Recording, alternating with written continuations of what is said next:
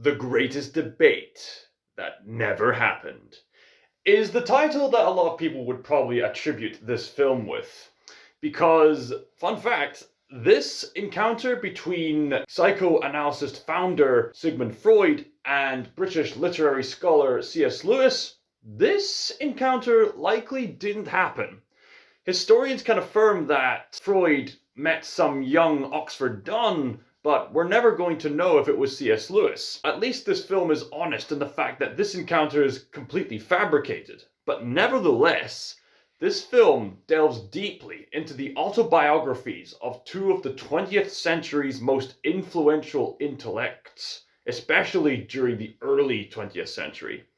The film I am talking about, of course, is Freud's Last Session. Forgive me, but why would you come here to see me if you disagree so passionately with my views? To make you realize that you're wrong. Now, before you say anything else, you're probably going to think, but ScotsThinker, this film had a really mediocre reception. This didn't receive a lot of worldwide acclaim. Critics were kind of mixed on it. Audiences were fairly mixed on it. Why on earth would you be recommending this film? Simply because I don't care what other people have to say. Also, yes, I am not wearing shoes at the moment. You want me to wear shoes?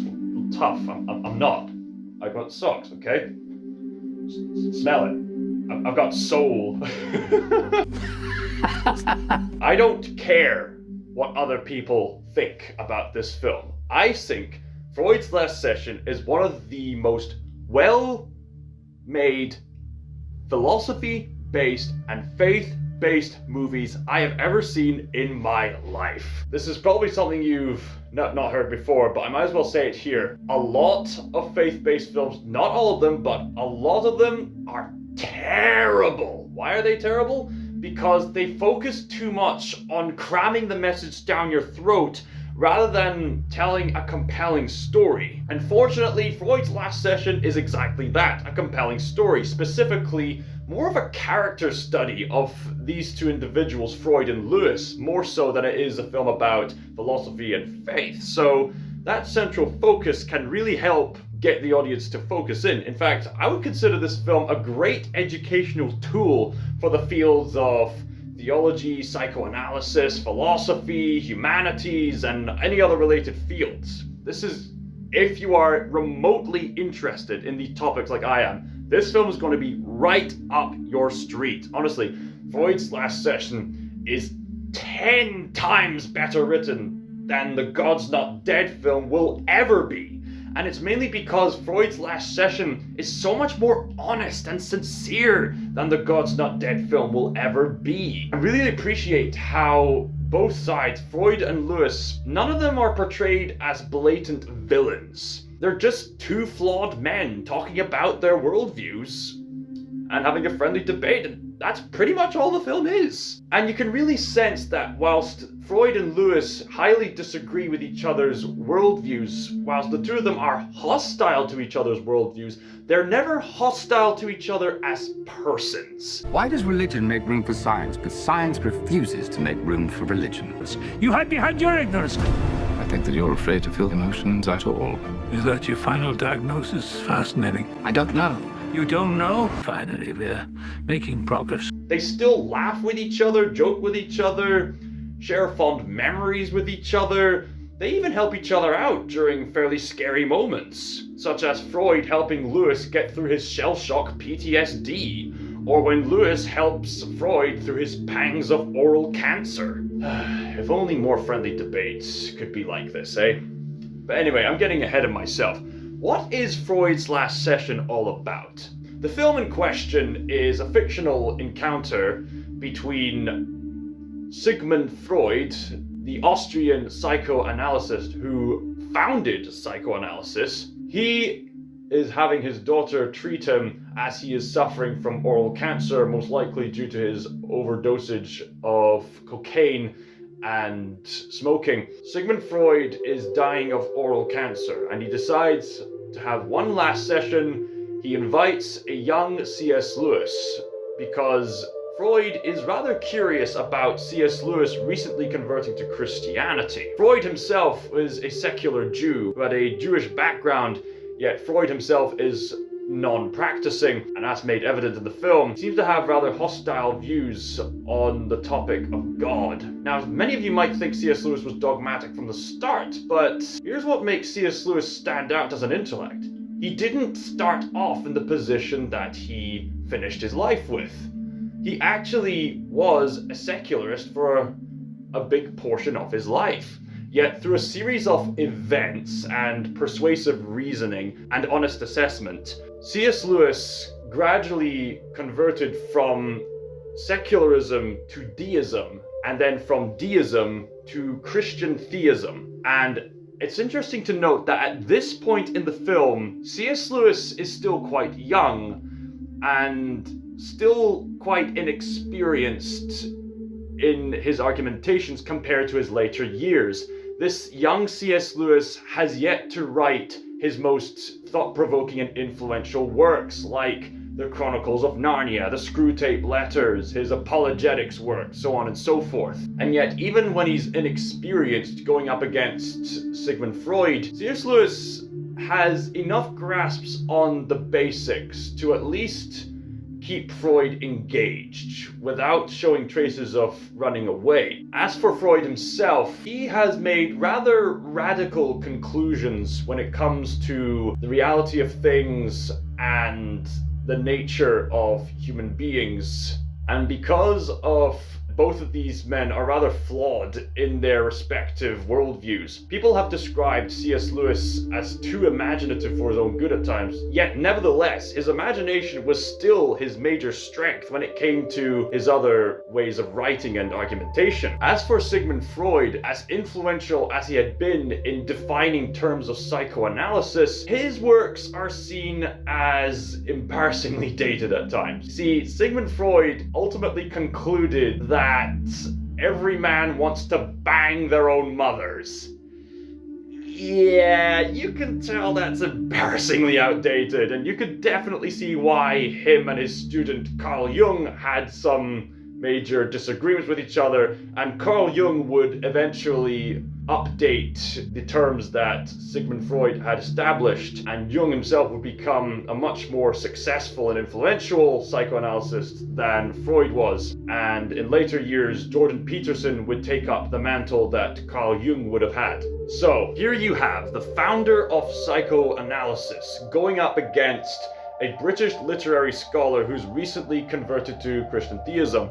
The two of them are just talking to each other, and they have this friendly debate about life, death, relationships, and God. Freud presents a rather practical case on why he stands where he is, mainly appealing to what he's learned about human nature. C.S. Lewis, on the other hand, appeals to what he has learned through the reasoning that has persuaded him into the position that he is in now. And the film is balanced enough to have both men have their things to say in regards to society, and both men have their advantages as well as their setbacks. Freud, for example, has a rather practical view on how people function, and he criticizes society for going with this naive flow a bit too easily. But at the same time, because Freud has this worldview which gives him a lack of moral accountability, he sees no problem in psychologically manipulating his own daughter for his own amusement, according to what this film presents to us. Because if there's no moral accountability for him, why not be morally reprehensive? And the film's not afraid to show this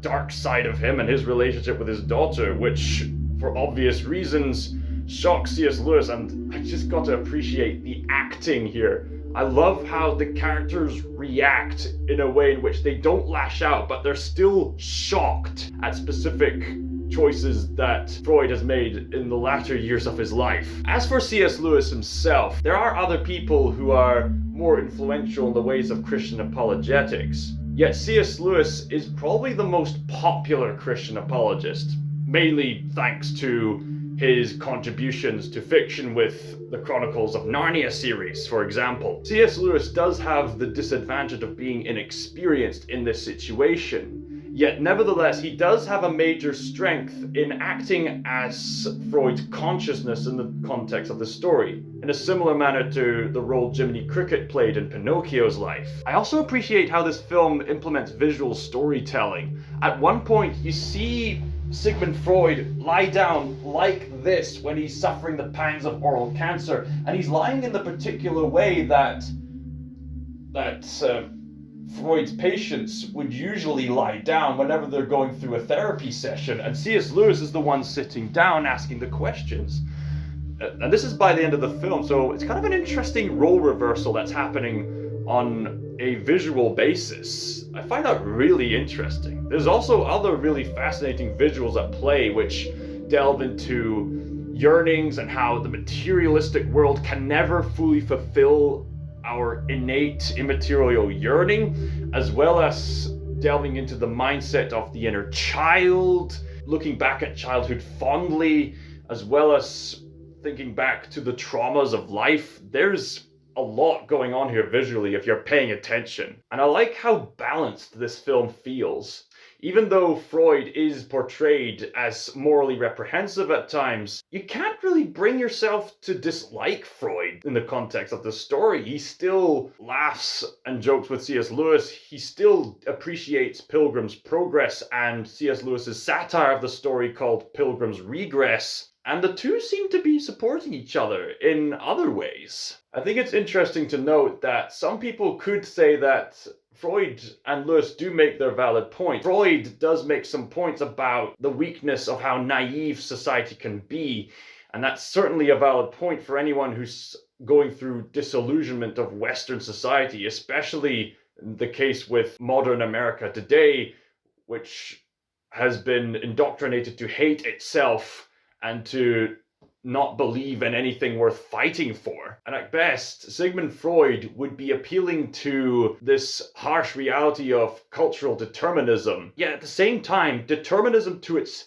fullest consistent extent doesn't make any sense, because if complete determinism was true, then you can't make sense of morality and meaning and our ability to even think in the first place, or other metaphysical realities that we can't measure yet are real nonetheless, such as ideas, self. So if full-on determinism was true, then Freud is not actually arguing. He's just reacting to the flux in his brain. If full-on determinism was true, Freud isn't making arguments. He's not coming up with ideas. He's not the main contributor to psychoanalysis. He's not thinking. He's not a person, but that's not consistent with how we interact with each other. So the standpoints on meaning and morality, to this extent, is in favor of C.S. Lewis. And here, C.S. Lewis becomes the consciousness for Sigmund Freud, as I've mentioned earlier. Even though C.S. Lewis is clearly inexperienced compared to his later years, he still nevertheless found the source of that yearning he sought for ever since a young age. And he finds that the position he's in now makes full sense of the yearnings he's been seeking for. Honestly, I could go on and on and on about the way that Sigmund Freud and C.S. Lewis argue back and forth with each other, but to make a long story short, this is a brilliantly written drama which delves into a character analysis of both these individuals based on honest assessments of their respective autobiographies, as well as gives people brilliant insights into the fields of psychoanalysis, theology, philosophy, and humanities, and so forth. Honestly, there is so much I could delve into with a film like this, and I really appreciate that films like this exist. And when I look at films like this, I just look at today's society and I just think, why aren't people talking about this more often? With topics this big and this important, why aren't more people openly talking about it? To paraphrase Lewis in an agreement he had with Freud, it would be madness not to talk about these topics at all. I mean, these topics are just too big to ignore. I mean, what's the point in conforming if these big topics are going to come back at one point or another anyway? People might say, oh, but these topics make people feel uncomfortable. But What if we could actually help people face their fears as well as face underlying issues of anxiety, depression, and other things by facing these big topics? People seem to be suffering because they're not addressing these big topics. I genuinely believe that if people actually confronted these big important topics, as well as delved more into intimacy and intellectual assessments on these worldviews, this world could be a far better place and we could have far more profound conversations. Yet it's just such a shame that the conformity of today's society, especially the pressures of the woke culture, is denying us the beauty of these kind of intellectually constructive conversations. Yet I'm grateful that films like this do indeed exist, and I'm grateful for the group of friends that I've had who are not afraid of delving into these topics, even with the disagreements that we do have. Something I should note about this film is that this is not the first movie to have Anthony Hopkins interact with the topic of C.S. Lewis, nor is this the first film to give an autobiographical film adaptation of C.S. Lewis's life. Anthony Hopkins has ironically portrayed C.S. Lewis in the past in a film called Shadowlands, which I'd also highly recommend.